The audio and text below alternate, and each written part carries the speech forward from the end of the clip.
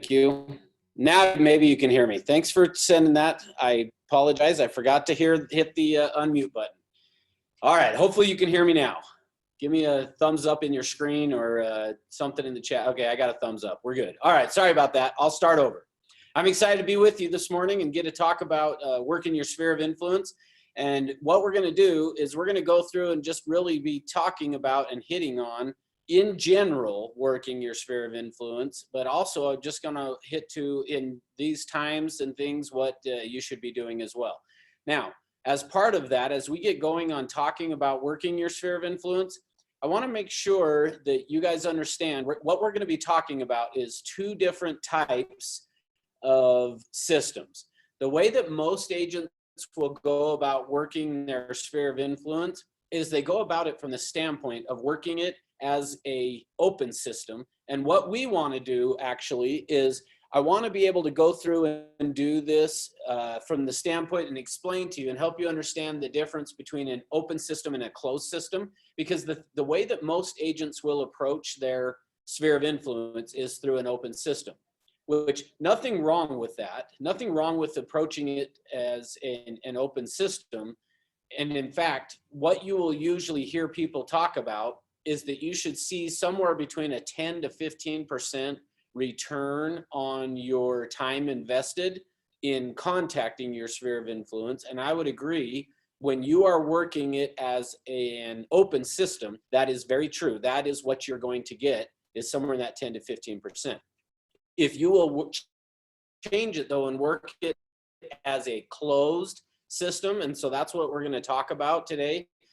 I'm going to show you how to work your sphere of influence as a closed system, and if you'll do that, you'll actually see a much higher return on your time invested by working it as a closed system. So I've got to go through and explain the difference between an open and a closed system is what we're going to hit on, and then also just go through and I'm going to give you actually 4 protocols. That here's what I will tell you.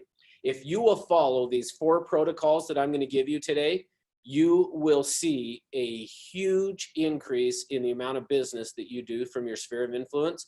But the secret is these 4 protocols. Now, what is the difference? So I've given you guys the ability to unmute yourself. So I either throw something in the chat or unmute yourself as I ask you questions. And this class in particular, I'm going to probably ask for quite a bit of involvement from you. So when you think about, though, now I don't even remember what question I was going to ask you. Apologize, I lost what question, where I was headed with the question. So anyway, as you think about working between an open system and a closed system, oh, I know what it was. There's 4 protocols. Now, what is the difference between a protocol and a rule? So think about a protocol versus a rule. What would you say the difference is?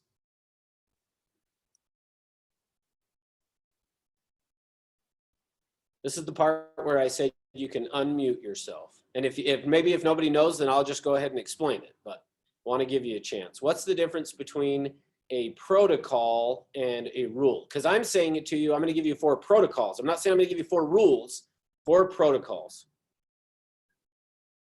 All right. I'm getting nothing.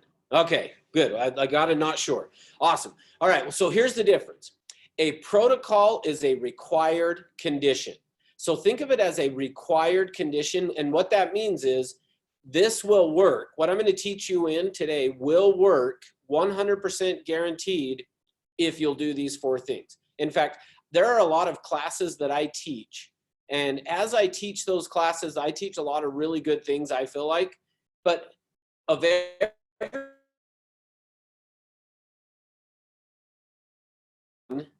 I guarantee you will follow the 4 protocols because it's a math problem.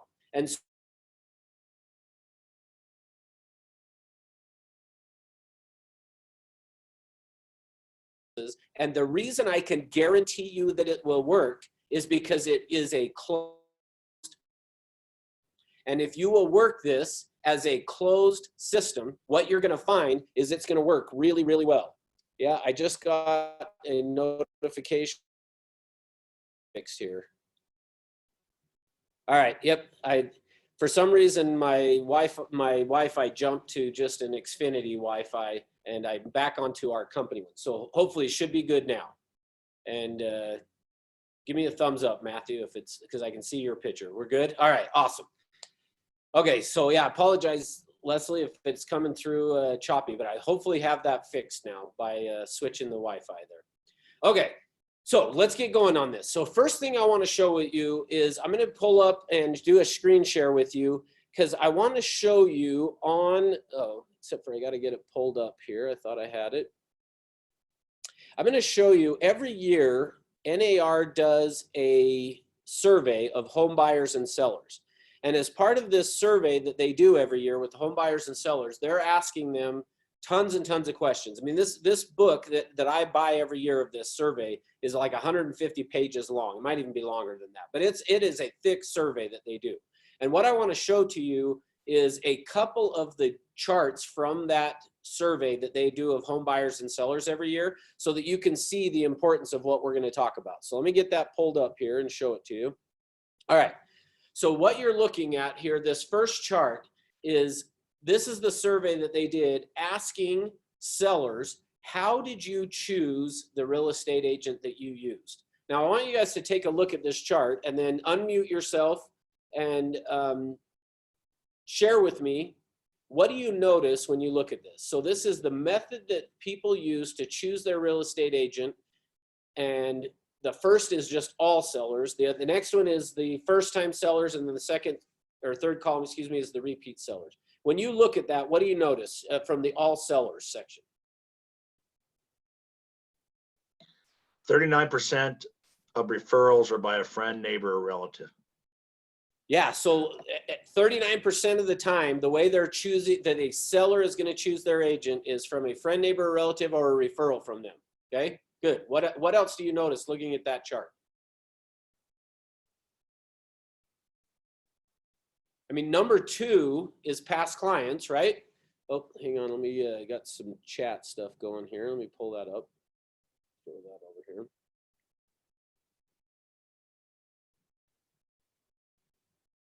Okay, so yeah, mostly SOI. If you look at the second highest way that they choose their seller, their listing agent, is as a result of they use the agent previously. So add those two together, because in my mind, those two would constitute our sphere of influence. You add those two together, you're at 66%. 66% or 2/3 of the time, the way a seller is going to choose their agent is either referred by or they are a friend, neighbor, or relative, or a past client. Now, 66% of the time. Now, notice what the third best way to get a listing is. Other. I don't know what that is. I wish I knew what other was, because other is the third best way for us to go get a listing. And then notice after that how it dramatically just drops off into 5% of the time it's from personal contact by the agent, which actually is interesting because that's the fourth best way for us to be able to come up with a listing. But notice just how drastic of a drop it goes from working your sphere of influence. So I wanted you to see that. Now, next, let's go to the buyer. So this next chart here is how the buyer chose their real estate agent. When you look at that, you will notice very much the same thing. A little bit lower, meaning it's only 53% of the time are they choosing from a friend, neighbor, or relative. But again, the third best way to be able to pick up a buyer is other, which I don't know what other is. And I wish I did, because again, it's the third best way. But after that, notice how significant the drop off is from SOI. Now, just as a little side note before we go on, I have to point out to you, I love this section right here. Let me get my spotlight going right here. This first time buyers, 2% of the time they use the agent previously. Now, this is the part of the class where if you were here with me, I would expect you to be laughing or smiling at minimum. I just think it's a little ironic that what they're saying there is 2% of the time. So 2% of the time, they're choosing their agent. The way that they're choosing an agent as a first-time buyer is they use them previously. Now, I don't know how you can use them previously if you're a first-time buyer, but whatever, doesn't matter. All right. So I just think that's a little funny of how that works. But so here's the point. what I'm wanting you to see from this is the importance of that you are working your sphere of influence, because as you are seeing right there, you're noticing that over 50% of the time on the buyers and 66% of the time with sellers, the way they're going to choose their agent is because of being referred by, or they are a friend, neighbor, or relative. All right. So with that in mind, now I want to go through and explain something to you. So I've got a new solution I'm going to try today of, I did a PowerPoint for the last class of being able to show you instead of me writing on this whiteboard that's behind me. So I'm going to try it now with my iPad. So hopefully this works. You get to see my horrible handwriting, but that's okay. So here's where I'm going to start with today is there are 3 types of people that we're going to work with. And I'm going to break these down for you into 3 columns. The first one is what we would call a client. Now, we're not going to spend a whole lot of time on this right now because I want to spend most of the time talking about your sphere of influence and these 4 protocols. But before we do that, I want to make sure you understand.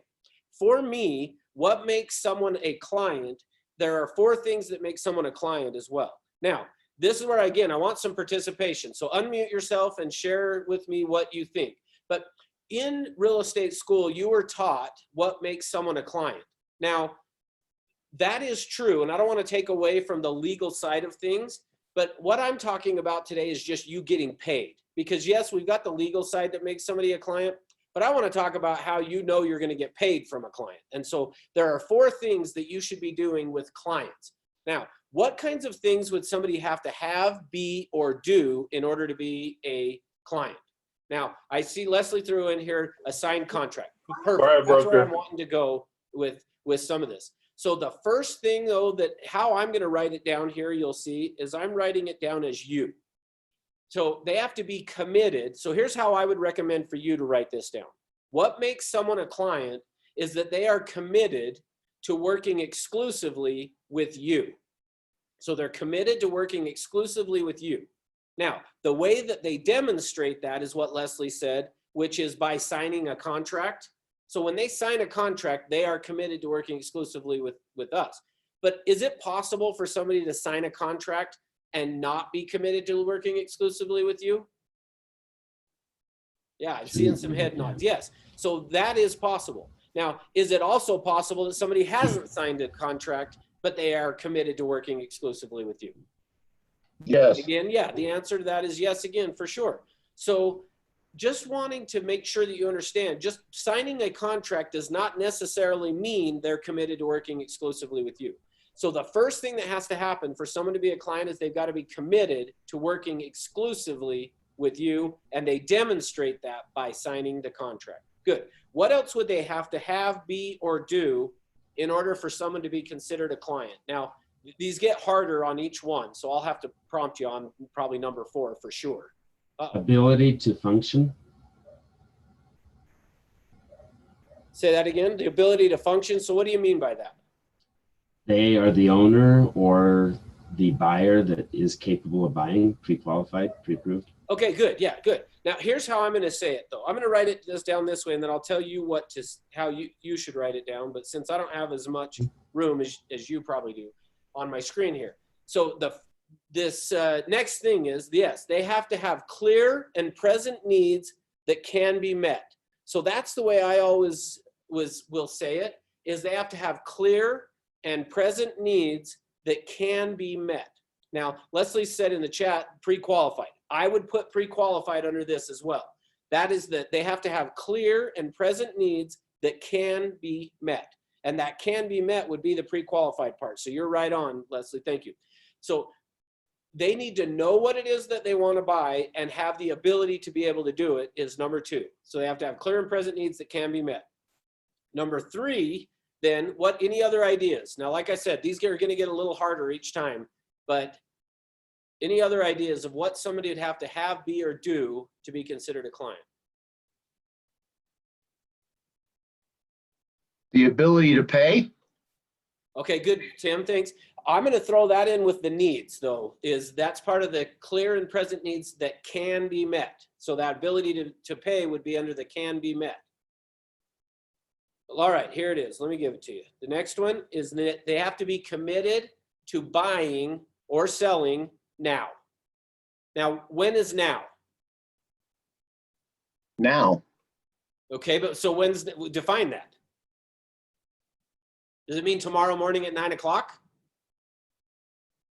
no, today at 3. Good, I love it. All right, so here's how I define now. For me, the way I define now, so Rebecca's saying 30 to 60 days. Here's how I'm going to define now. Now to me is defined as, remember number 2, they have clear and present needs that can be met. Now means when I find that property, or if it's a listing and we get an offer in on that property that meets those clear and present needs, they're committed to buying or selling now.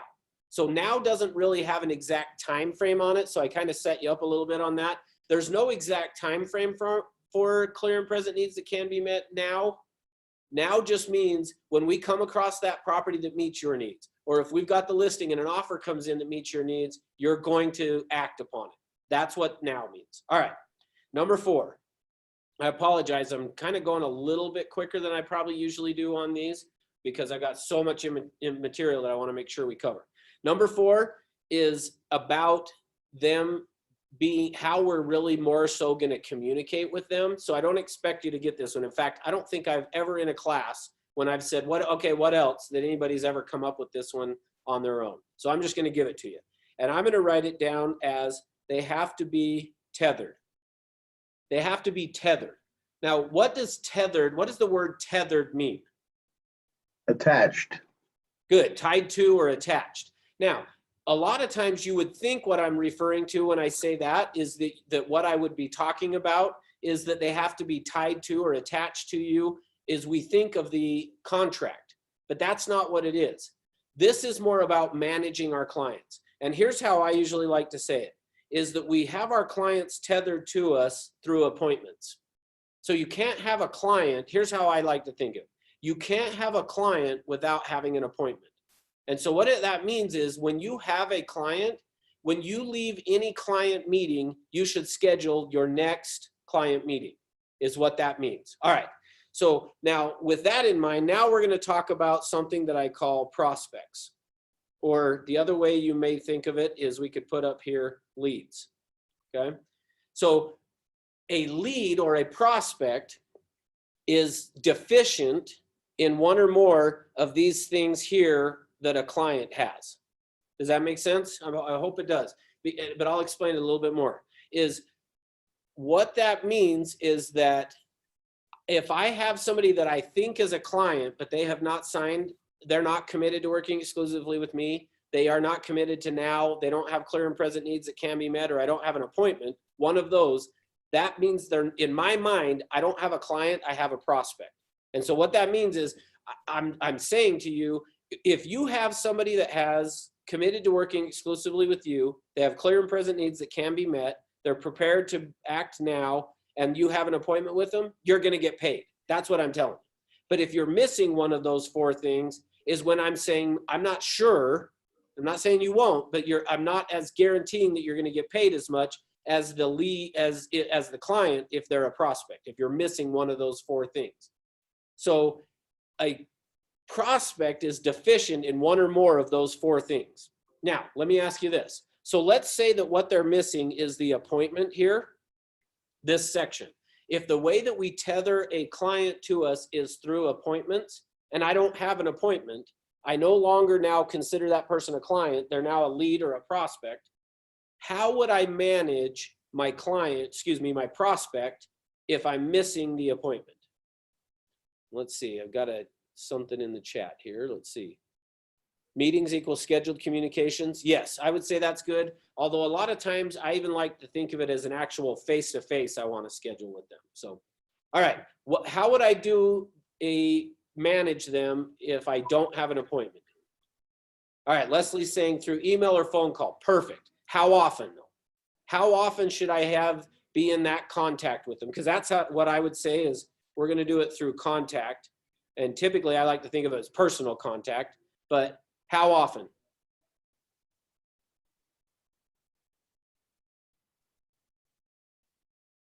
Every 4 days. Okay. Good, yeah, so I'm seeing weekly at least. That's exactly right. One time per week at least is what we want to do with those, all right?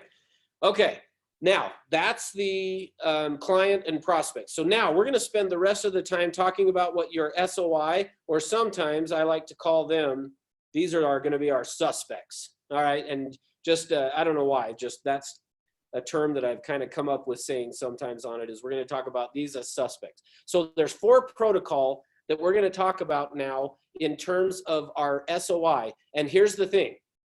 If you will do this and stay in touch with them, as I was saying to you in this 4 protocols that I'm going to give you next, if you will do that, I can promise you, you're going to see a huge jump in your production if you'll follow these 4 things. So the rest of the time we're going to spend together is going to be talking about those 4 things.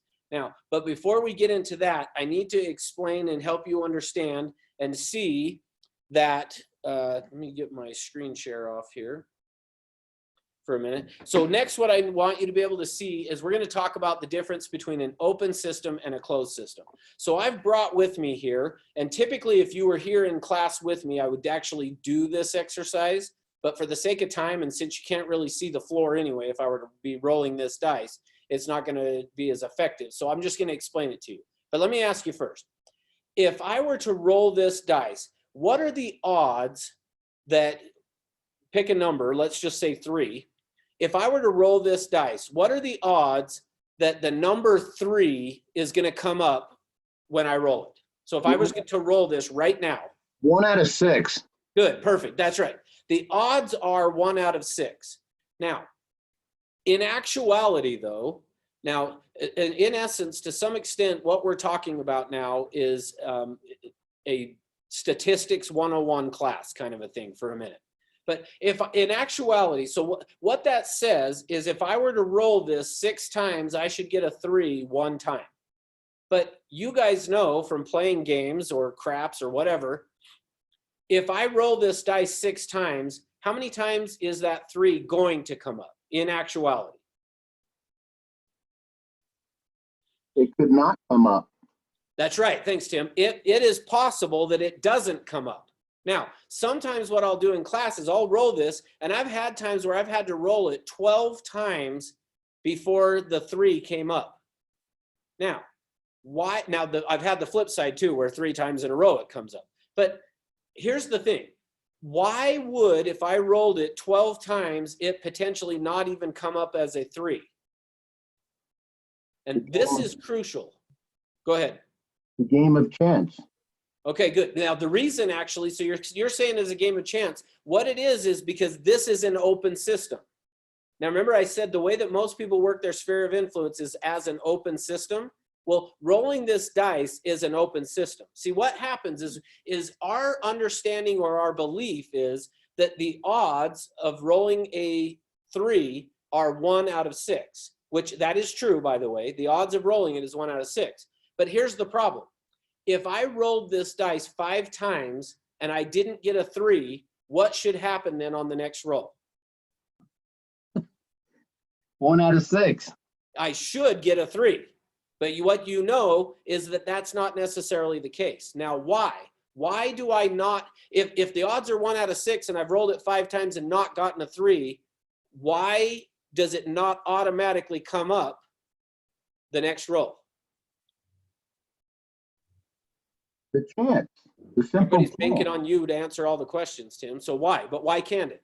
I'll mute myself. No, you're good. Why can't it? If nobody else is going to participate, I need somebody to. Well, you could roll it, 40 times and not get a 3. It's just a chance. Okay, so but here's why. Because it's an open system, and Leslie's saying law of probability. Great. And here's what that means. If I haven't rolled this at all and I roll it right now, the odds of me getting a 3 are 1 out of 6. But after I roll it the first time, now what are the odds that I'm going to get it on the next roll? 1 out of 6. 1 out of 6. And after I've rolled it 10 times, what are the odds? 1 out of 6. See, that's the difference in an open system. In an open system, the chances of me rolling a 3 do not get better based on the number of times that I roll it. Now, That's actually not 100% correct, because there's actually another thing called regression towards the mean, but that's way more deeper than we're going to go. So there is something called regression towards the mean that means the more times I do it, the more likely it probably is going to come up. But we're not going there. We're just sticking with the problem in an open system. See, and here's the other thing, actually. Let me show you this real quick. I'm going to get back on the iPad here to share my screen with you to show you another thing here. Here's the other thing that happens with this. See, is what's going to happen is something takes place in terms of this rolling of the dice, and this is how this relates to real estate. Now, let me show you. If I were to just take a map and I drew a circle on a map, now it'd have to be a pretty large size map in order for this to take place, what I'm about to say. But if I were to do that, and you were to go out, and let's just say that it was the size of this map encompassed 100,000 people, and that might not even quite be enough to get to this, but let's say that it had 100,000 people in there, or 300 or 500,000, doesn't matter. What are the odds that if I just go and knocked on a random door within this circle, assuming this is a map, and I knocked on the door, what are the chances when I knock on somebody's door that they're going to be buying or selling real estate? Any ideas? All right, I'll help you with it then. According to the census, which, by the way, it's time to be filling out the 2020 census. If you haven't done that, go do it. But according to the census, they say every year 12% of the population will move. Now, that includes renters as well. But if you factor out the renters, there is a 7% chance when you just go knock on someone's door that they're going to be moving. Now, let me connect the dots for you for a minute. If you go back to that chart that I showed you in the beginning, that from the NAR, you noticed that it was a pretty low percentage of people were choosing their agent from somebody knocking on their door. Well, part of that is because when you go knock on somebody's door, there's a 7% chance that they're going to be doing anything real estate related as it is anyway. Now, there is this thing that I have heard for the last 24 years of my real estate career that you have probably heard or will hear if you have not heard yet, that says something like this. If you go talk to 100 people, you should come across 10 leads, and of those 10 leads should turn into one transaction. Now, how many of you have heard that before? So either give me a thumbs up, give me something in the chat box, unmute yourself, say yes, whatever. How many of you have heard, if you talk to 100 people, 10 are going to be lead and one should turn into a transaction? That's a very common thing that is said in this business. Now, here's the problem again with that, is we're talking about an open system when we're talking about that. And in an open system, when we hear this 100, 10, 1 thing, what we think is similar to what I was showing you with this dice, is we think that what's going to happen is that if I go talk to 100 people, I'm going to get 10 leads and one will turn into a transaction. But just like this dice, that's not the case. Instead, here's what that really says. Because we look at it and say, so out of every 10 people I talk to, I should get a lead, and out of all the 10 of those, it should turn into a transaction. But it's similar to the odds that we were talking about the dice. Because what it says is, our thinking is, well, if I go talk to 9 people, the 10th one should be the one that says yes, right? Is what we would typically think. But similar to this dice, just because I rolled it so many times does not improve the odds. Now, again, there is the regression towards the mean that says it does. So any of you math nerds out there will, argue that with me. I had one agent that did that. Like, even to this day, I will run into him and he'll still say to me, when you said it doesn't get better the more times you roll it, that's not true. I'm like, I know. There is this thing in math called regression towards the mean. But just stick with me the basics of it. Because what it says is if I knocked on 9 doors, every one of those doors, when I knocked on the door, the odds were 9-1 against me. And after I've knocked on 9, the 10th one, guess what the odds are? 9-1 against me. And the 10th one, and the 11th, and the 12th, and the 13th, they're 9-1 against me, 9-1 against me. Now, I'm not trying to dissuade you from knocking on doors, because I loved it, and I still think it's a very, very good thing to do. But you've got to understand, in order for you to understand the power of working the SOI the way we're going to talk about it, you got to understand this open and closed system.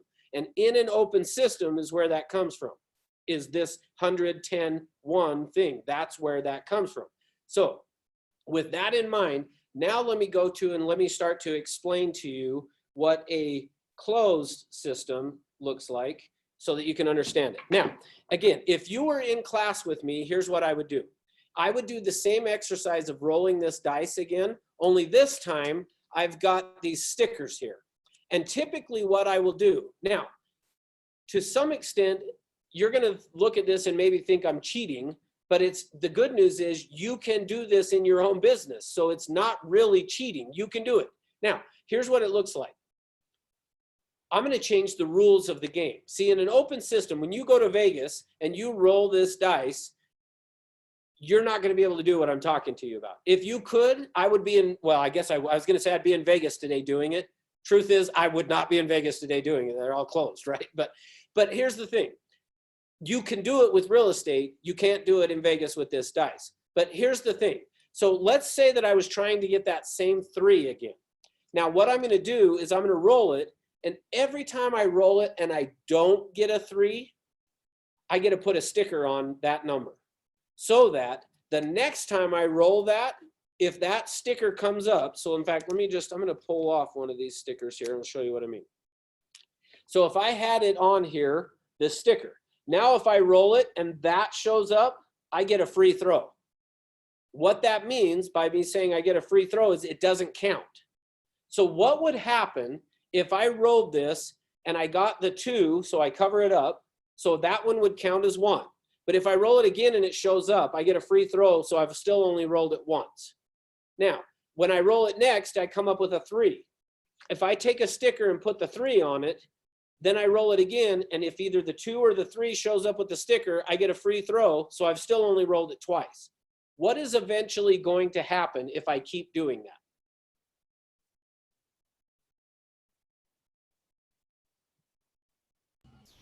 You'll get every number. That's right. Eventually what's going to happen is I'm going to have every side covered with a sticker with the exception of number 3. And once every one of them is covered with a sticker except for 3, what's going to happen? You'll get number 3. I'm either going to get a free throw or I get the 3 every time. How would you like to do real estate that way? Well, I'm going to show you how. Nobody got excited about it. So class is over. See you later. Just kidding. All right. I'm going to show you how to do it. Now, before I do though, I'm going to go back to the whiteboard on here and I want to show you this. What's going to happen though is this process that I'm going to show you in is going to look something like this. To get it ramped up and running, oh, my artwork is horrible on this. Hang on. I got to see if I can do better than that. All right. I'm still not. I'm horrible anyway, but that's close enough. All right. What it's going to look like is this. This right here, what you're looking at is the learning curve. Okay. So what you're seeing right here, this is the learning curve, this piece here. Now, what's going to happen though in the process of this is as you get this up and running, and I'm going to give you the 4 protocols here in just a second. As you get this up and running though, what is going to happen is you'll notice nothing is happening along this line at first. And then all of a sudden you see a big ramp up. So in order for you to get to this point right here where you can count on it. Now, remember I said to you that I will guarantee you, and I didn't say it this way, and I kind of held back on throwing the number out, but I'm going to throw the number out because the only reason I didn't to begin with is because we've got Utah and California on here. I'll give you the numbers for both. I will guarantee you over a 6-digit income, and that's maybe the way I'll say it. And probably in Utah, I'm going to say you're probably a minimum 150, in California, $250,000 a year if you will follow these 4 protocols and do what I'm talking about right now. Now, keep in mind, it's going to take some time. Now, to get to this point right here is typically going to take somewhere between 6 to 9 months. Now, I'm not saying you're not going to make money during this time, but I can't guarantee. If you've got to follow the process I'm giving you for 6 to 9 months, because if you will follow this process for 6 to 9 months, once you hit this point here, it's going to take off. And you'll notice right here is where it does that. This is typically going to be somewhere in month 3 to 4 or 5 that's going to take place. Now, the reason I have it as such a wide span when I say 6 to 9 months, or that it's going to be 3 to 4 to 5 before you start to see results, is because it depends on who you have in there. But here's what I know. If you started at flat 0, meaning, let me say it to you this way. If I decided to move to Arizona today, if I just jumped in the car, said, I'm moving to Arizona, I want to be down there where it's hot, and believe me, I do. I'm going to go down there. I would 100% know, following this process, that within 9 months, and that's going to be the longest it's going to take me, I'm going to be making, probably using their numbers down there, $200,000 a year or more. Easy. And to some extent, I have some agents that I've traded in this that doing exactly this process are making $300,000, $400,000, and $500,000 a year working only their sphere of influence the way I'm going to show you. But here's what I know.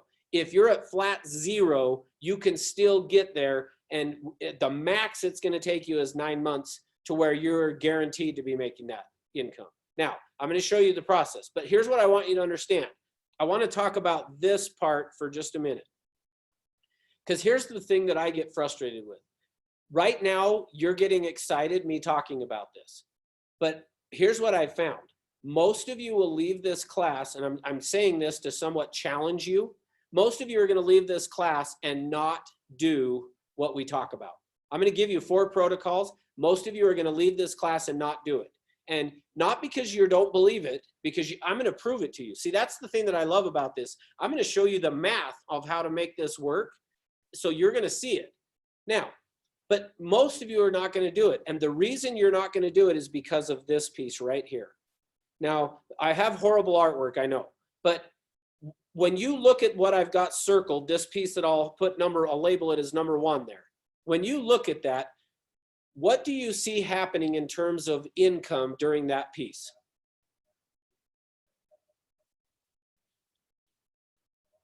You don't have any, right? Yeah. It's very low. Yeah, and I think that's probably the best way of thinking about it or saying it is I'm not saying it's going to be nothing, but it's going to feel like what you're doing is not working. So keep in mind that what I have learned in this is I'm going to teach you this process, and it is guaranteed to work 100%. Like, I can't get more excited about it. But yeah, what Leslie's saying is exactly right, is it's about cultivating. Now, here's what it looks like. How many of you know how bamboo grows? Does anybody know anything about bamboo? When you plant bamboo and you're planning on it and growing these bamboo shoots, what do you know about it? So either unmute yourself or throw something in the chat box. I don't care which. Tell me what you know about bamboo. And if you don't know anything, that's fine. But I know it's one of the strongest woods. That's all I know about it. okay, good. Look, love that. What else? So Rebecca says it dies until next season. Explain that. What do you mean? Good. Martel's saying stagnant underground growth for a long, long time. How long? And Justin Bellison said, yeah, then it grows really fast. Martel, 4 years. Yeah, it can take up to 5 years. That's exactly right. See, bamboo can take up to 5 years before it grows. But when it grows 90 feet in like 2 or 3 weeks. It's like huge what happens. Now, usually that's the answer I get from people, is that they will say, oh, it grows really, really fast. Yeah, that's true. It does. After being in the ground with no notice of growth for 4 or 5 years, then all of a sudden it takes off. Now, that's what's going on here. Keep that in mind, is that here's what's going on. It is setting up the root system during this. You have to be able to take care of the root system and keep it in place long enough for it to then take off, like we talked about the bamboo. Now, that's what I've learned. So I'm begging you right now, don't give up on this process, because I'm going to give you the protocols and you're going to be excited about it because it's not hard. You're going to be excited about it. But what I have found is people start to do it. And then after 2 or 3 months of doing it, they start to feel like, well, it's not working. I'm not getting the results. And then what happens is they quit. And if you quit watering and nurturing that bamboo, it's going to die. So keep that in mind as we go through this, of this is what's going to happen. Okay. Now, with that in mind, let me get a new page here. Let's start to talk about the protocols on this. Let me see. Oh, it took away my, as soon as I stopped sharing the screen, it took away my first thing, but that's okay. So I'm going to now start talking to you about the protocol. So remember this, and we had over here the suspects, okay, or your SOI. The first thing that has to happen in order for this, so this first protocol, now remember I said there's going to be 4. The first protocol of this is that it has to be a closed system. Now I just explained to you the difference between an open system and a closed system. And keep in mind that in order for this to work, the first protocol is it has to be a closed system. Now, closed system, what that means is this. It has to be, think of it this way, is it has to be fixed in size. So in order for this to work, it's got to be a closed system and it has to be fixed in size. Okay. Now, when I say fixed in size, that's really the protocol, but here's what I have learned. So for most of you that have not been doing this or working a sphere of influence or anything like that, here's what I have learned is the number needs to be 200. So you need to have 200 people that you're going to put in the system. Now, the question usually comes up, well, what if I don't have 200? Then start where you're at. And again, like I said, if I were to leave and move to Arizona and just, this is exactly what I would do is start to build my business knowing no one down there. I would go down there and I would just say, okay, I am going to build this system that actually I used to refer to it sometimes as even the jelly bean jar. But I would create this system that what I'm going to do is I'm going to get to 200 people as fast as I can. I need to get up to that 200 people as quick as I can because that's what's getting this root system in place that's going to let it really take off. Make sense? All right. If you have questions, please unmute and just ask away or throw it in the chat Just box. real quick, Russ, what do you have above the 200? It says fixed, and I forgot what you Yeah. said just a second ago. I know, I'm sorry. My handwriting's bad enough, but then trying to do it freehand on the iPad's even worse. But fixed in size. And that's really the key thing is that it has to be fixed in size. Now, the number I'm telling you to have it fixed in size at is 200. Okay. Now, and I'll show you what that looks like as we go through this. But here's the thing is just keep in mind is it's got to be fixed in size, and that's what creates it as a closed system. So by making it fixed in size makes it a closed system, and the number that I'm telling you that you need to have in there is 200 people. Now, once it matures, now let me define maturing. We come back to here, and let me change colors on this for a second here. To me, this point here, which is poorly drawn, but basically once it hits this point where it's had this ramp up here and then turns is where I'm saying it matures. Now, once you hit that point right there, which again is where you can count on this 6-digit income from coming just from this, once that happens, you can change the number, this number here, to be anything you want it to be. It doesn't matter. Now, again, it's got to be large enough that it actually generates something, meaning you're not going to be able to say, okay, I'm going to have 10 people in my system. But it doesn't have to be 200. In fact, one of the agents that I have taught that does this the best that I've ever seen, she actually has 97 people as her fixed in size number. And she's generating over $300,000 a year using Utah numbers. So if we were in California, it'd be over $500,000 a year. That she is generating strictly, all she does is works this system. That's it. And she's doing it with 97 people. But don't hear that I'm not giving you permission if you've not been doing this to now go to 97. Until you hit this point up here, you need to have it at 200. Once you get to the 200, once you get to that, then you're good. You can change it to whatever number you want it to be. And I'll explain how to decide that in just a minute. But I want to now show you, before we get to the next protocols, what I want to give to you is how can I guarantee it? And let me show you the math on what that looks like. All right. So let me open another page here. So let's assume, for the sake of what we're going to talk about right now, that we've got 100 people. Now, remember, your number is 200, but just to keep the math easy for you, I'm going to say that we've got 100 people. Now, if I were to just get on the phone and start calling, actually, let me back up. I get a little bit ahead of myself. Let's say of those 100 people, 50 of them are red and 50 of them are green. Now, let me define red and green. Red is somebody who is not going to do business with you or refer business to you. Green is people who will do business with you and refer people to you.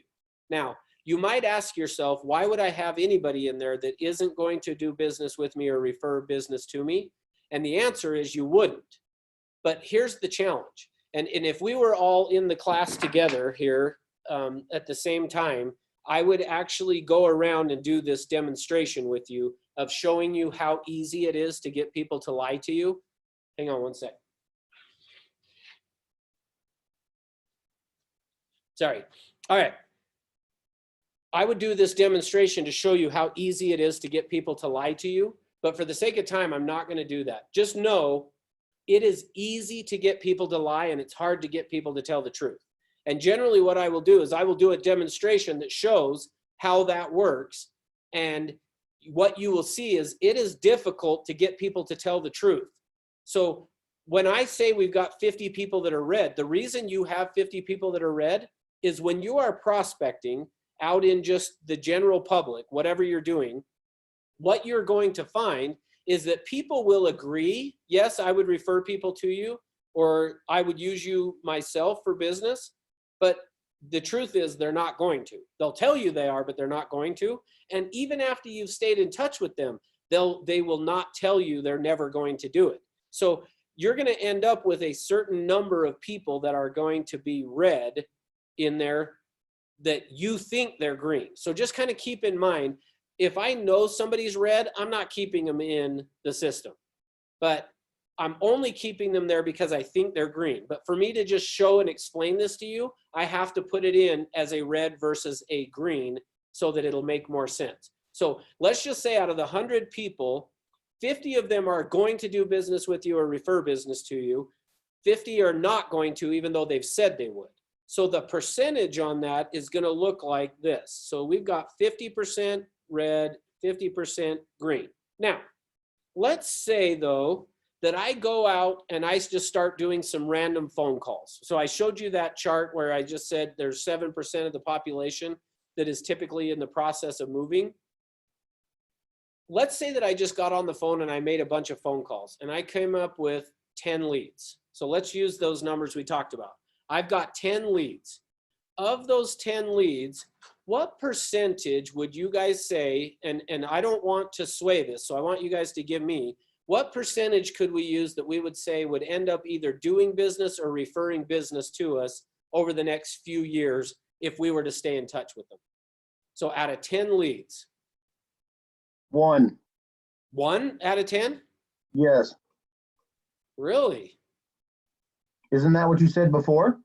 Well, no, yeah, well, yeah, how we're not, that's with people that you're not really, agents don't do lead follow-up, just FYI. So what I'm saying is if you actually stayed in touch with the people and you offered value and service and those kinds of things, what percentage would either refer somebody to you or do something? And it doesn't even have to be in the next year. Let's say maybe even within the next 4 years. So I'm seeing 5, 6, 7 there. So half. So let's do 6. Let's just say 6. Is that good? I'm going to say 6. Now we could do it less. I could say 3 or 4, but it's going to take a little longer to show you the numbers. So I'm going to do it as 6. But if you have heartburn with it, 3 will work too. So that's fine. So watch what happens though. So let's say that we got 6 people that end up would do something with us. So that means we got 4 that wouldn't. So what that means is I've got to add 4 here.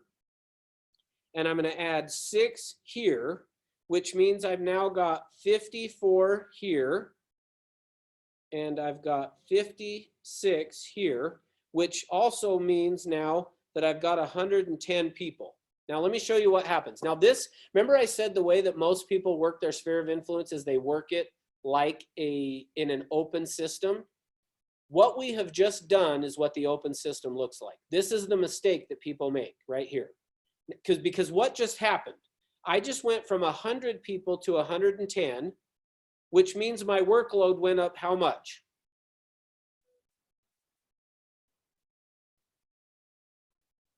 What percentage did my workload go up? 10%. So hold on. What just happened is I've got 10% more work to do now than I did last month, because I now have 100 or last week or whatever. I've got 110 people. Now, let's go back to though, actually before that. So somebody divide 56 into 110 or 54 into 110 and tell me what the percentage looks like. I'm just going to kind of guess, but I'm guessing, so somebody tell me, but I'm guessing it's going to be, if you round it up, that's going to be 51%, and this is now 49%. Does that, anybody do the math on it? See if I'm pretty close? All right, I'm going to say, I'm going to just tell you, trust me then, I guess, since nobody's responding. All right, look what just happened though, is I actually now have 10% more work to get 1% less. Can you see the problem with an open system? What would happen? Now, well, in fact, actually, let's just do real quick. Let's use the other way and say that what Tim brought up happened, that I ended up with 9 red and 1 green. So now I have 57 green and I have 63 red. And if you add those together, we're now what, 120? Yeah, 120. Oops, wrong color. 120. So now my workload's 20% more, and divide the 63 into there, you're going to be, I'm again, kind of guessing again, you're probably somewhere in that 52% or 53% red. 1.90. 1.90. That can't be right. Do it the other way around. And I'm guessing this is probably about 47%. But now look at what's happening. The work's getting bigger for less. Yeah, so 47%. So Miriam's saying, yes. So notice that. Oh. I'm at 47%, but 20% more work. Can you see the problem? The workload in an open system, the workload gets worse for a lower percentage. But what's our first protocol? What's protocol number 1? Somebody shout it out or type it out. Closed system. That's right. It has to be a closed system. And closed system means fixed in size. Fixed in size says it's got to stay based on what we're doing here at 100. So what do I need to do? Get rid of the ones that won't work with you. That's right. And how many? At least the numbers needed to go down to 100. That's right. Which in this case, if we're at 120, I got to get rid of how many? 20. 20. So if that's the case, do I want to get rid of any of the green? The people that I know are going to do business with me or not? No. No. So instead, I would want to say, okay, well, then let's minus 20 of these. So now I've got 43 red, 57 green, which the reason now you can see that I'm doing 100 is it makes the math real easy. So now look at what just happened. This goes to 43%. This one goes to 57%. Can you see the power of this? Notice now I'm at 57% of the people going to do business with me and 43% not. By eliminating it, I've reversed and re-amplified the success of this, right? All right, let me see. Rebecca's asking a question here. How do you know the people aren't going to do business with you? Perfect, thank you. Couldn't ask for a better setup. Oh, and oh, sorry, no, that was Aaron's question. Rebecca's add new people that are green and delete red, right? Okay, good. Yeah, so Now, here's how I'm going to know. So Aaron, here's how I'm going to know that people aren't going to do business with me. As I'm making the phone call, oh, actually, let me do this first. Let me come back to here because I'm now going to give you protocol number 2. So first protocol was asked to be fixed in size, closed system, 200 people. Number 2 is you have to have personal contact with these people 1 time per month and email or mail contact 1 time per month. So protocol number 2 is you are having personal contact with these people once a month. So that could be text, that can be a phone call, Zoom, whatever you want to do. Run into them at the grocery store, talk to them out on a walk in the neighborhood. I don't care, it doesn't matter. You have to have personal contact with these people once a month. And in fact, I would actually even say in today's world with everything that's going on, probably every other week for right now, but at least once a month. In addition to that, you need to send them an email or a mail. So you can mail something in the mail or do an email 1 time per month to them as well. So that's protocol number 2. So now let me jump back over to here, because part of how I'm going to figure out who these red people are is through that contact once a month. Now, what's going to happen is I'm contacting them once a month. As I'm calling them, you're going to now start to notice that some of the people that you're calling are not real excited to talk to you, or they don't answer the phone. You leave them a message and they don't call you back. What you're going to see is stuff like that happening. When you see that happening, that's your first indication that they're red. And actually, there's actually a better first indication that someone's red. And here's what it is. You look at your list. So let's assume that I've got 200 people that I've got to contact. Oops, I probably shouldn't use red for that. I've got 200 people that I've got to contact every month. So if I'm contacting those 200 people, that means in order to get through it every month, assuming 10, let's just assume 20 work days to make the math easy, I got to talk to 10 of these people every day. Not too difficult. Now, but let's say that when I look at my list of the 10 I've got to call today. When I look at the list, let's say that I see, I've got Jeremy, I can see your name on the screen here. So I'm going to pick on you, Jeremy, because you're usually sitting in the back of the room. So I'm going to pick on you. Let's say that the one day that all of a sudden I see Jeremy's name on my list and I go, oh, I got to call Jeremy today? Really? That's the first sign that Jeremy's red. When I see somebody's name in my list, if I'm not excited to call them, that's your first clue, they're probably red. Because you probably know that they're not excited about talking to you. You're not excited about talking to them for some reason. So because of that, because you're not excited about talking to them, to me, that is probably one of the people right here that I want to say, okay, I probably ought to drop them and replace them with somebody else. Now, because that's the key. Remember, let's say that happens, that I go along and I see Jeremy and I go, oh man, I got to call him. He always sits in the back of the class. I don't really feel like calling him. Good news. This is your game. Remember the free throw? This is the free throw. When I see that and go, I don't want to call him, all I have to do is delete him out of my system. But now keep in mind protocol number 1. If I just deleted him, I now have 99 people in the system, which means what? That's right.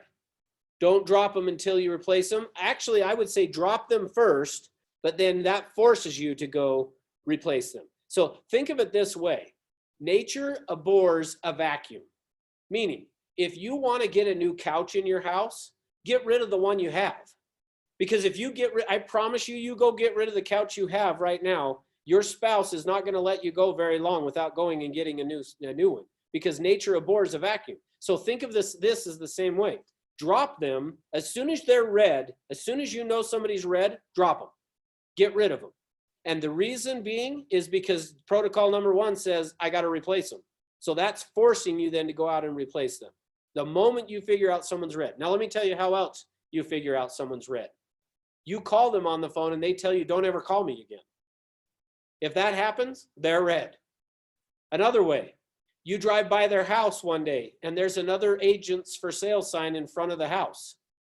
If that happens, they're red. Now, the good news is if you're staying in touch, that shouldn't happen. It's very unlikely that that happens, but they're red if they go list their house with somebody else. Now, the other way is just if I'm on the phone with them, which this actually leads to protocol number 3. So let me pull back up the protocols here. I'm kind of running out of space here because I've written too thickly apparently. But number 3 then is permission. All 200 of these people, you need to have permission from them. Okay, so what you're going to do is, here's how you're going to start with this.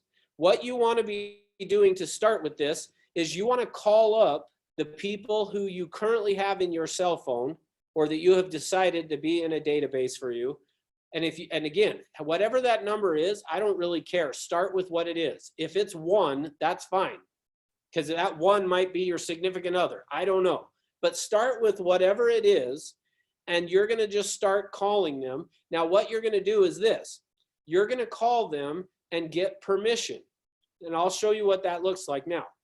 So here's what I want to do is I am going to call up these people and I'm going to say, no, and I'll give you a number of different examples of this as we go through it. I'm going to leave this up on the screen, even though we're not using it because I don't want it to erase.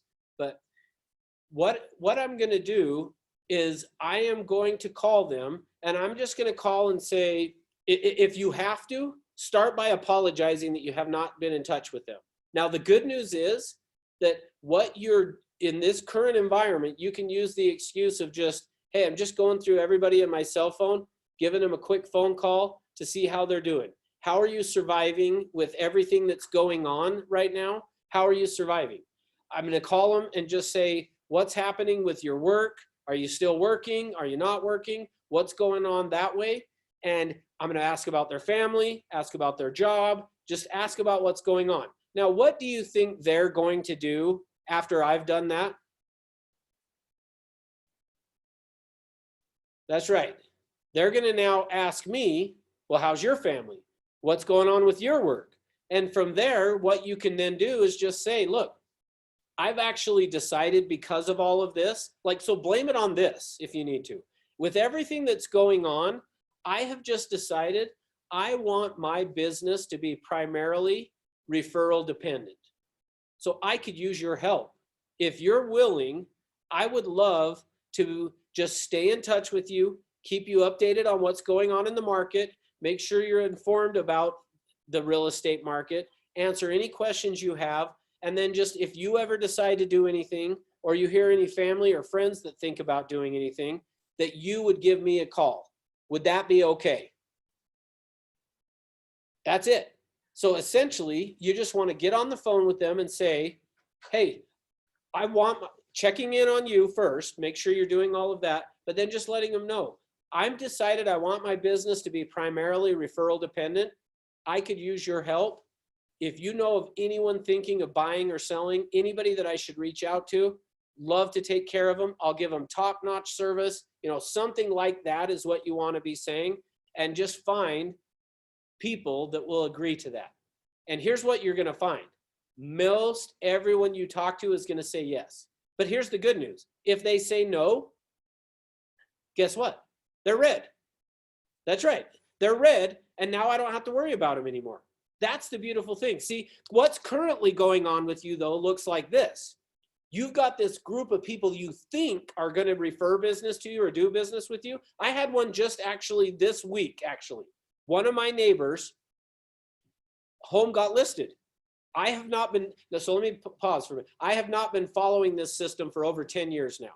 But 10 years later, I still get calls from people off of my SOI because of doing this. But I have not done these 4 protocols for 10 years. So I'm not really as upset as I might sound right now. But here's what I found is a lady in my neighborhood who I actually thought probably would call me. Her home went on the market this week and it's now under contract, and it wasn't my sign out front. Now, here's what's going to happen. See, what happens is right now for you, you think certain people are going to use you for real estate, but what happens is because you're not staying in touch with them, they don't. they don't do it. They don't end up using you. And instead, what happened to me is I drive by the house and I see a different agent sign out front. And inside we're like, oh, we're so mad. Well, see this, the beautiful thing of this permission is you go and find out right now before they're doing real estate if they would be willing to use you or not. Because if they're not willing to use you, wouldn't you rather know before they go list their house or they go buy with somebody else?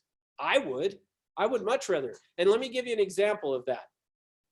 I had a guy that is a good friend of mine that when I called him up, this was probably 15 years ago that this happened. I called him up on the phone. His name's Jay. And I said, Jay, I'm putting together my business. I want it to be primarily referral dependent. I wanted to see if you would be willing to refer people to me if you heard about somebody thinking of buying or selling, or if you decided to, would you be willing to use me? And here's what he said, Russ, I would refer business to you, but I actually wouldn't want our friendship to get in the way of what is going on with real estate. So if I had a need, I would not probably refer people, excuse me, I said that wrong. He would refer people to me, but he probably would not have me be the one that would list his home. Now, for me, I was like, that's great. Hey, if you'll refer people to me, I kept him in the system. I just didn't worry about it anymore. Now, a few years ago, actually, I went to dinner. My wife and I went to dinner with him and his wife. And I told him, hey, I talk about you in my class that I teach. And he said, Russ, that's not true. I would totally list my house with you. So something's changed over the last 15 years. But here's the key thing is just keep in mind that you would rather know now than after they go and do some business without you and now you're ticked off. Instead, for me, if this lady, I had been staying in touch and she told me my daughter-in-law is an agent, I wouldn't have been surprised when somebody else's sign showed up. All right, let me see. There's a couple questions here. If you got others, I want to answer them and then we'll keep going here. What's the system specifically called? Let's see, I'm taking notes. There are still quite a few concepts, so I definitely like to read up more on this. Okay, so yeah, I don't know that you're going to find this anywhere else that you could really read up on it, but I guess when you were talking, I'm not sure if you're referring to the open system versus a closed system, if that's what you're referring to. I usually, for years and years and years, I actually called it my jelly bean jar, which I had a bunch of jelly beans that sat on my desk that were red and green, and I had actually two different jelly bean jars that had different quantities of red and green jelly beans. The one was the 7%. So I had 7% green and 93% red because that's just the general population. And then this one I had was at 60% green and 40% red because that's where it's really going to take off. So for a long time, I actually called it a jelly bean jar. For me, it's really just the way I work my sphere of influence is what I would call it. So I don't know, hopefully Aaron, that helps of what you're talking about. I don't know that you'll find anywhere to be able to really read up more on it, but anyway, hopefully that helps. All right, let me see what else. If you spent years contacting them and then realized that they were lying the whole time, a lot of wasted time. Yeah, but the good news is though, is what's going to happen as you are going through and making the phone calls, then, well, let me back up. If you don't do what I'm talking about and you're spending all this time thinking that they're going to use you, it's still kind of the same. But here's the good news. For me personally, even though I said to you, when I'm calling them, I'm not expecting them to give me a referral in a year within the first year. I really actually am though.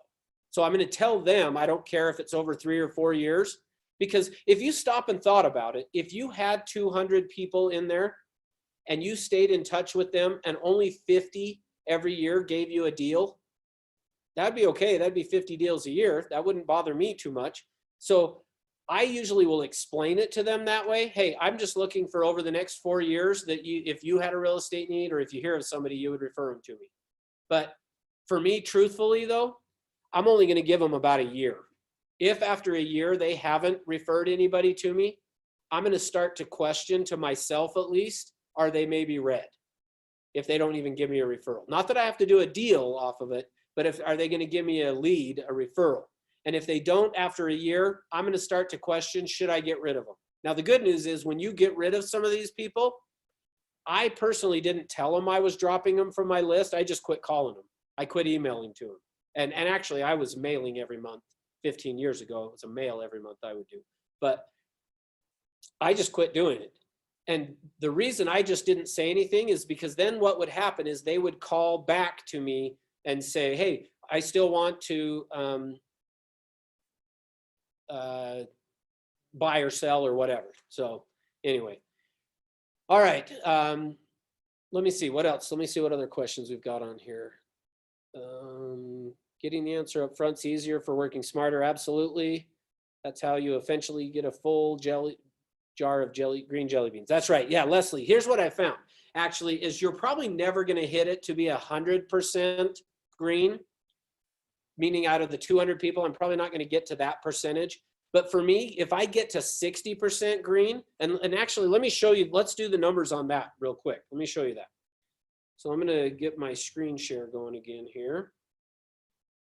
Oh, oops, dang it. I've already had it still going. Apologize, and I just lost all my stuff. So, oh well, we'll do it again. Let me show you what that looks like though. So if I had 200 people, and out of that 200 people that I had, let's say 60% were green, is going to be 120 people.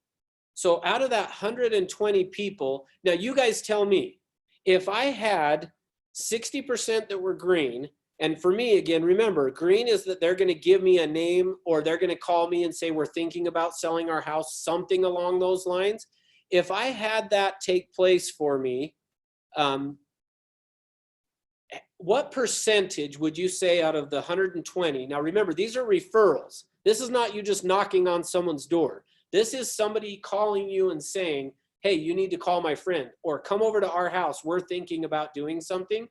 If I had 120 of those type of referral business type things, how many of those would you say would turn into a client? Maybe not a deal, a closed deal, but somebody that says, yes, we'll sign a buyer broker, or yes, we'll sign a listing agreement to buy or sell. What do you think?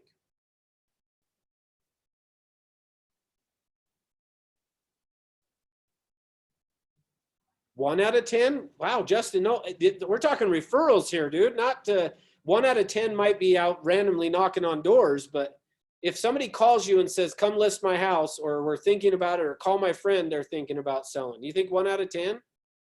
I'm seeing a 40. Is that 40% or 40 people out of 120?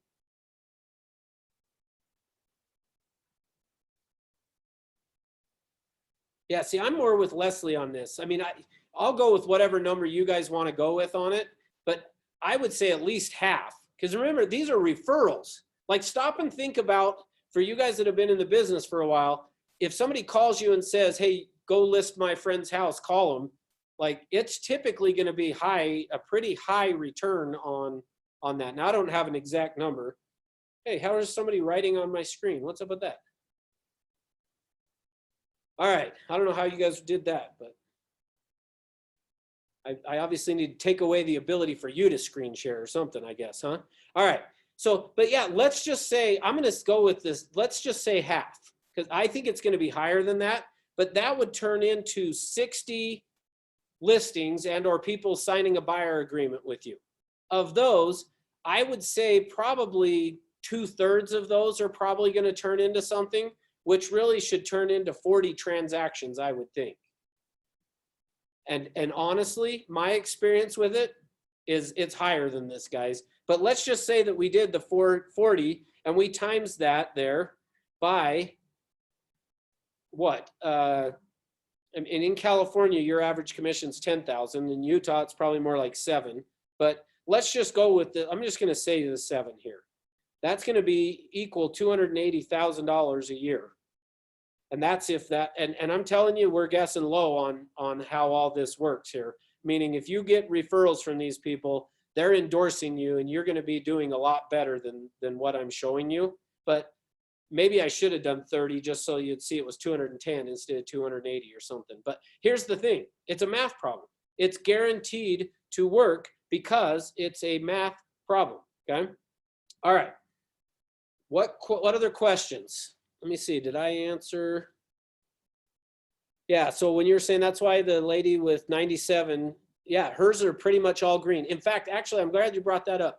So for you guys that are in Utah, you may or may not know this agent, and you're welcome to call her and ask her if what I'm talking about is true with her. But her name's Tonya Messina. If you talk to Tonya Messina, you would see that you'll find out that she is doing a ton of business, and it is coming off of her jelly bean jar, for lack of a better term. I haven't given you number 4 yet, Tim.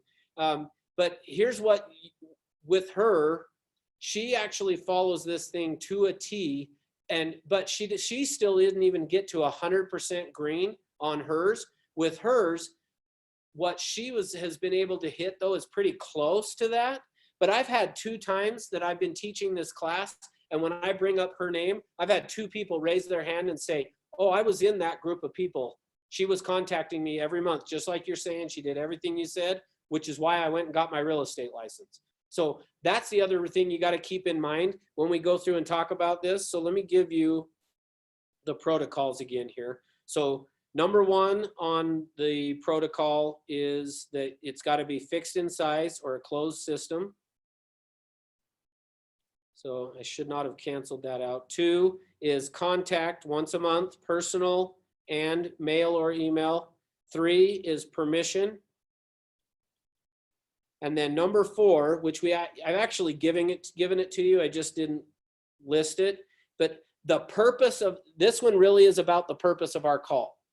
So let me, before I tell you the answer to this, when we are calling these people once a month, what are we calling them for? What's the purpose of us calling them? Communication. Say hello and see how they're doing. Okay, good. Love everything you guys are saying, and Stay that's a top part of of it, mind. but that's not right. What else? Stay top of mind. Okay, good. Love that as well. Let me ask it this way. Am I calling looking for red, or am I calling looking for green? Green. Green. No, wrong. Red. Okay, so I've got a few greens and 1 wrong red. The purpose of the phone call, this piece is counterintuitive. So it's opposite of what you would typically think. The purpose of my phone call is to find the reds. Now, remember I said to you, this is guaranteed to work if you'll follow the protocols. This is one of the protocols that you got to remember. It's a protocol. If you're calling looking for green, it's not going to work the same as if you're call looking for red. Now, let me explain what I mean by that. If I'm calling and looking for red, here's what I'm going to be doing. When I'm calling to look for the red, I'm calling them up on the phone, paying attention to how they're responding to me. Because if they're responding any type of negative, let me show you what I mean. Let's say that I called, let's say you called me. So I answer the phone. Yeah, this is Russ. And since I see Matt's face, Matt says to me, hey, Russ, this is Matt with Century 21. And I go, oh, yeah, how you doing, Matt? Like, if you're calling looking for red, you're going to pick up on that hesitancy that they have. If I'm calling looking for green, I'm going to miss it. I'm going to miss that he did not sound excited to talk to me. And if I find that they're not excited to talk to me, then what I need to do is exactly this, which is reestablish permission. So as soon as I feel like, so if I was calling Matt on the phone, so in fact, Matt, will you unmute if you're not and role play with me for a second? Sure. Okay. So be that person, okay? So I'm gonna do the phone call to Matt. You be the person who, like, you picked up the phone, but you're not real excited to be talking to me, okay? Sure. So here we go. So ring, ring. Hello, this is Matt. Hey, Matt, this is Russ, Century 21. How you doing? I'm doing okay. Oh, good. Hey, I just given you that monthly phone call. Wanted to check in, see how your family's doing through all this.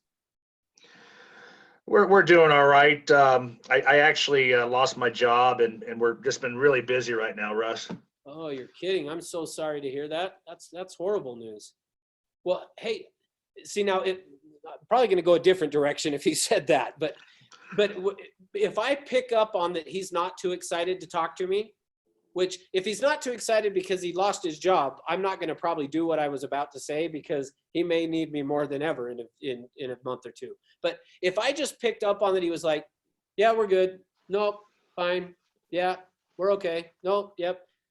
And if I pick up on that, here's what I would do. So let's assume that's what you've done, Matt. Here's what I'm going to say is I'm going to go, hey, Matt, let me ask you real quick. Are you still okay with me calling you like this every month? Yeah, if you want to, but we're not looking to move anytime soon, and it might be a waste of your time. Okay, hey, no worries. The last thing that I want to do is actually be contacting you if you're not finding value out of it.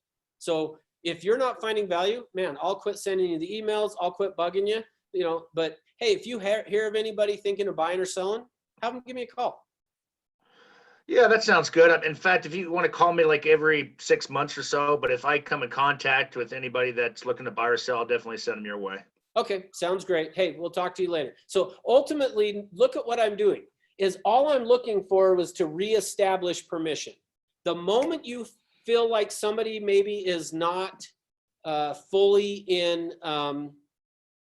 engaged with it, then what I want to do is I just want to go back and reestablish permission. So I'm gonna take it head on. Now look, if I'm looking for the green, I'm never gonna do that. If I'm looking for the green, I'm more like, oh crap, I don't want to ask because he might tell me not to call him anymore. But if I'm looking for the red, see, here's the other thing. Let's say I get on the phone with Matt and he says to me, I call him up, hey Matt, this is Russ with Century 21. He goes, you know what, Russ? Why don't you take me off your list? Don't call me ever again. Like, even if he's mean to me, if I'm calling looking for the red, I'm hanging up the phone going, yes. Because remember I said it is hard to get people to tell the truth? Like, I finally just got the truth out of somebody. I would rather get the truth and know that they're red, because if that's the case, I can get rid of him, put somebody else in that might be green, and I'm already going to do better. Does that make sense? Okay, so that's the key on number 4. Now, somebody who said they can't read my handwriting, I'm offended. Just kidding. Number 2 is contact. So number 1's fixed in size. 2 is contact 1 time per month, once by email and once by personal contact.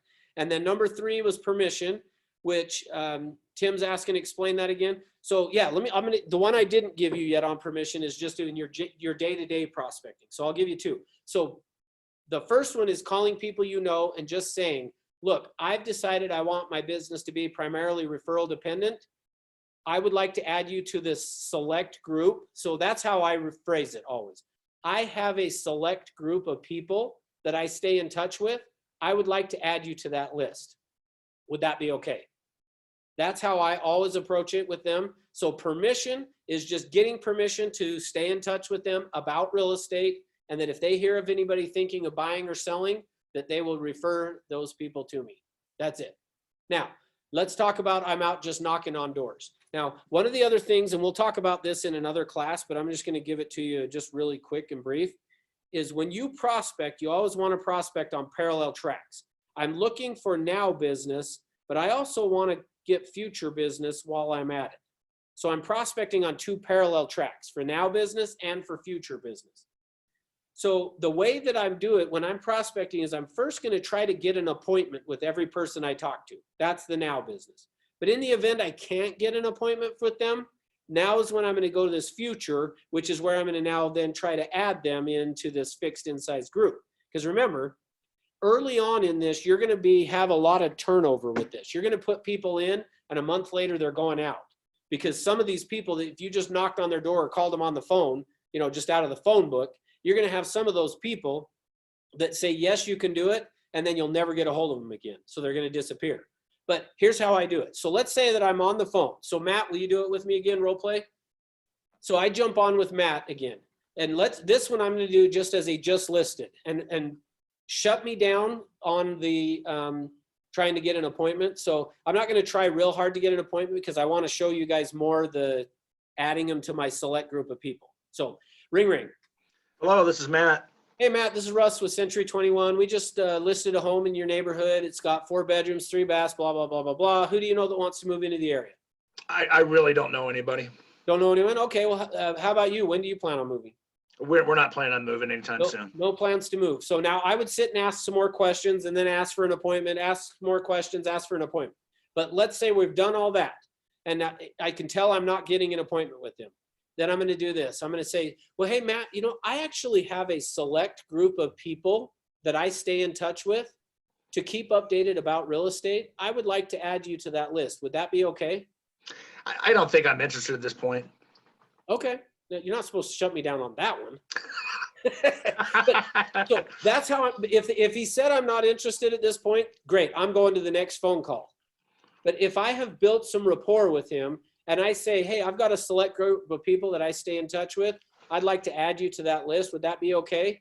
That'd be And fine. he says yes, then I'm going to get his phone number. I mean, obviously I've got it since I've already called him, but if I was knocking on doors after this and I found out, I'm going to get his phone number, I'm going to get his email address so that I can start to email to him. And that's what permission looks like to somebody. So just keep in mind, in your day-to-day prospecting, your first primary objective is I want to get an appointment. But if I can't get an appointment, then my secondary is I have a select group of people that I stay in touch with. I would like to, for the purpose of real estate, I would like to add you to that list. What that means is I would just be giving you information about what's going on in the real estate market. Now, here's the thing. Let's say that when I called Matt, him and his wife, let's say, were thinking about selling. They've been talking about maybe in the next year. He's not going to give me an appointment. When I contact him, he's probably not going to give me an appointment. But when I say to him, I've got a select group of people that I just stay in touch with about real estate. It's not high pressure. I just provide information about what's going on in your market area. I'd like to add you to that list. Would that be okay?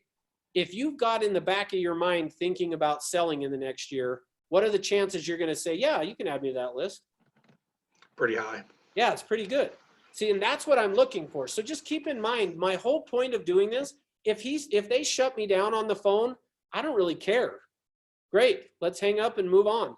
But I'm looking for the people who would say yes, because here's what I know. If he says yes, there's a pretty good chance we're going to do this. Now, I know we've got agents from California on that are doing open houses. Once you're, well, not currently, but once you guys are back to doing open houses again, if I were you, I would try to add 200 people from my open houses to this list. You do that and watch what happens to your business over the next 6 to 9 months. That's the other reason when I said it takes 6 to 9 months to ramp up, is because part of the people, especially if you're adding them from an open house, for the ones in California doing them, if you're adding people from an open house, those are hand raisers. Those are the people who are going to do something. There's an 82% chance somebody that comes to an open house will do something real estate related in the next year. Imagine 200 people that there's an 80% chance they're going to do something real estate related.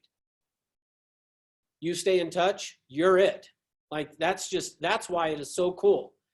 So yeah, why am I saying open houses in California, not Utah? Just, we don't seem to do as many here. So actually it works in Utah as well. So I apologize for that. But just what I have found is our agents in our California offices are more excited in doing more of them than the agents in Utah do. So yeah, that's the only reason I say that. If you're in Utah and doing them, for me, the other challenge that we have in Utah that I have had at least, if you're more downtown, you'll get good, solid numbers of people come through. You go out to Harriman and sometimes you get nobody show up, So that's the only reason. But yeah, anybody that shows up to an open house, let me say it even this way. Anybody that calls you off the sign on your listing, same thing. I want those people. I either want an appointment or I'm going to add them to my select group of people. So any hand raisers, somebody that signs up on a website, I want them in my select group of people.